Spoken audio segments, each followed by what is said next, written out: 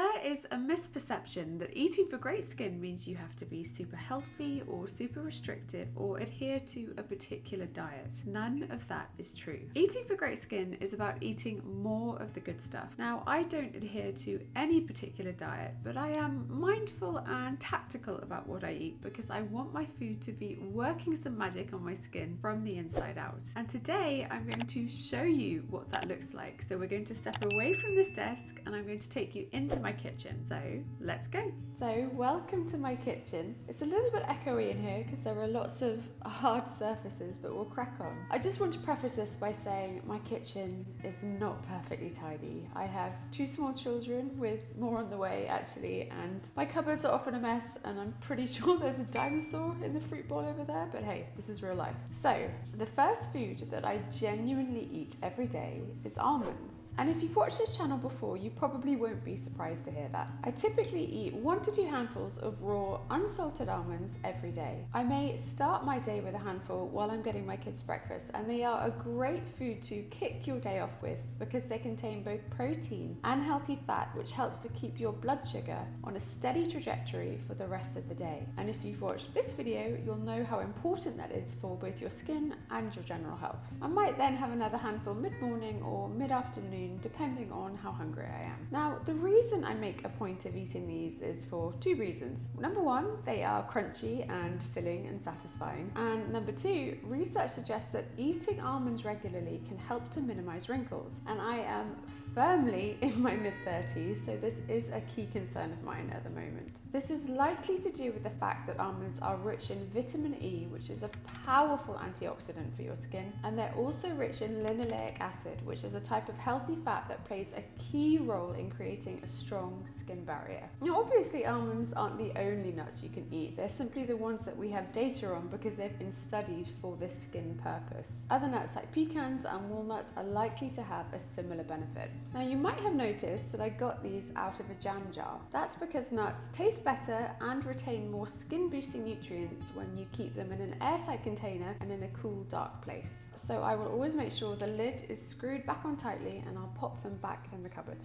Moving on to the second food that I eat every day, which is actually a drink, and that is kefir. And again, this probably won't surprise regular viewers because I joke that this channel should be named the Kefir Appreciation Channel or something. For those who don't know, kefir is fermented milk. You add milk to kefir grains, which actually aren't grains at all. They're little colonies of friendly bacteria and yeast. And the grains ferment the milk, eating all the natural sugar in the milk, and in return they produce a nutrient-rich drink that is full of friendly bacteria. Now, I have been making my own kefir for years. I tend to use goat's milk rather than cow's milk, just because my skin is quite acne prone and I find too much cow's milk dairy can encourage breakouts. But that won't be the same for everyone, and actually many people who don't tolerate cow's milk very well actually do really well with kefir, and that's even if they are prone to acne. So just experiment and see what works for you. I always use full fat or whole milk because this contains preformed retinol, which is a really useful nutrient for helping your skin to stay youthful looking. So this batch has been fermenting for a couple of days, which literally means it's just been sat on my kitchen side, and I know it's ready to go because it's starting to separate. So let me show you what I do. I take off my little cap, which has tiny little holes in it to let the bacteria breathe. I give it a stir with a wooden spoon just to mix it all together. Then I grab just an ordinary Pyrex jug and a plastic sieve, and what I do is I pour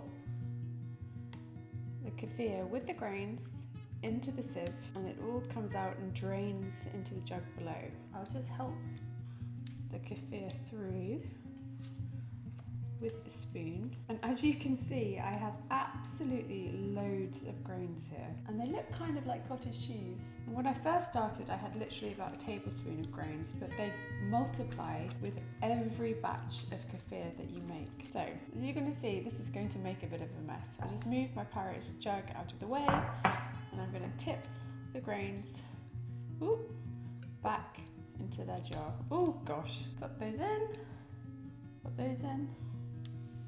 Big mess over the side. This always happens. Just wipe it up. Wipe the jar. And then what I do is literally top the grains back up with the milk. And as you can see, this time I haven't even rinsed out the jar. I do sometimes, but not every time. Pop the little cap back on. You don't have to have one of these caps. I mean, they're pretty inexpensive to buy, but you can also just use a piece of cheesecloth or muslin cloth or something that will let them breathe. And then I will pop it back on the side to ferment for another couple of days. And so the stuff that ends up in the Pyrex jug is the kefir that I drink. And I typically drink between about 100 and 150 millilitres daily, which is the amount shown to have an effect on the skin in the research. And because all these friendly bacteria in kefir are protected by this kind of food matrix, they actually do pretty well at surviving in your body and making it to the gut where they can do some good.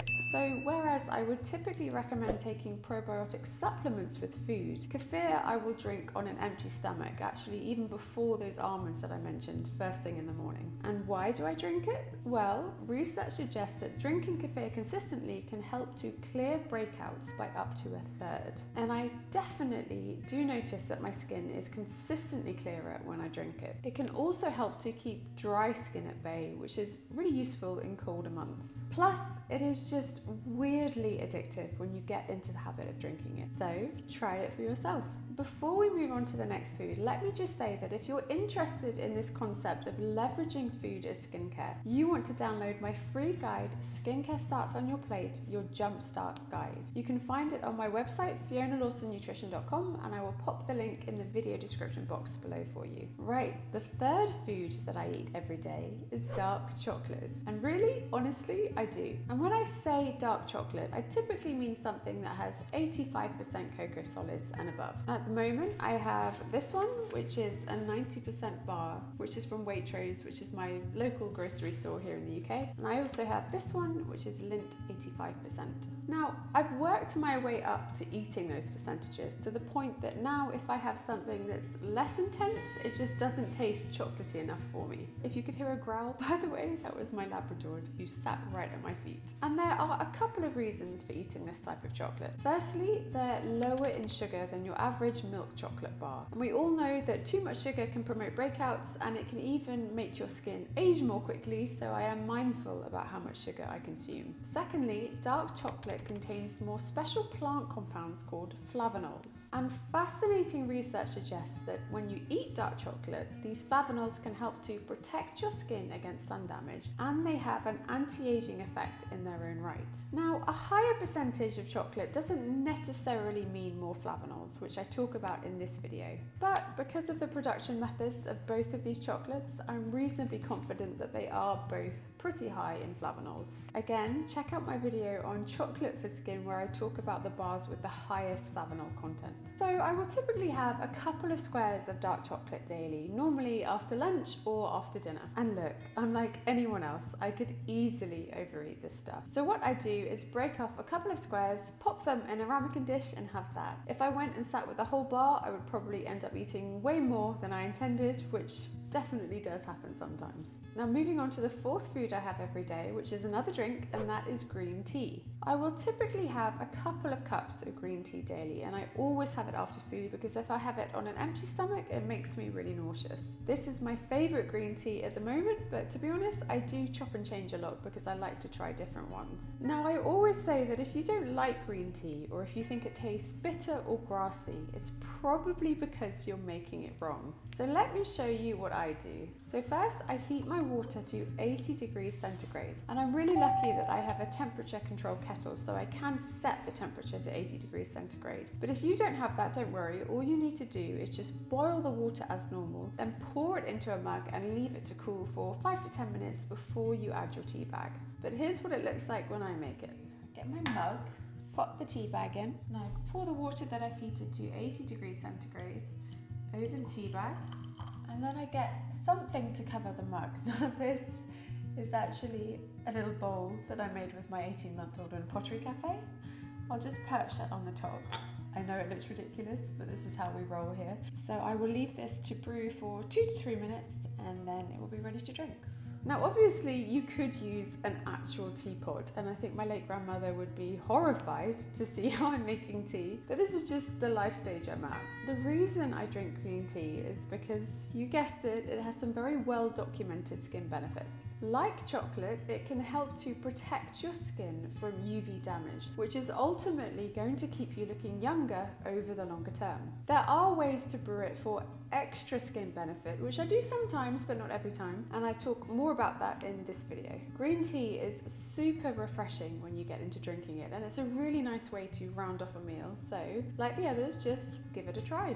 Right, last up on our list is berries. Now I will eat strawberries and blueberries and raspberries and cherries, and also tartar berries like red currants and black currants. When it's summer and these are in season here in the UK, I will eat them fresh, but when it's winter or when they're not in season, I will eat them from frozen. This is actually a way more cost-effective way to eat berries, and because they're often frozen not long after they're picked, they can actually be more nutrient-rich than fresh berries. So if I remember, I will pour some out into a bowl and let them defrost on the kitchen side. But if I don't remember, then I will just pop them in the microwave. We are aiming for good, not perfect here, and actually microwaving retains more vitamin C than you'd think. I'll eat these by themselves, or I'll add some flaxseed to them, or more often than not, I end up sharing them with my 3-year-old. And if they are a bit too tart, then I will just add some natural honey to them. Now, there are a few reasons I make a point of eating these. Firstly, berries are really rich in vitamin C, actually more so than oranges, and vitamin C is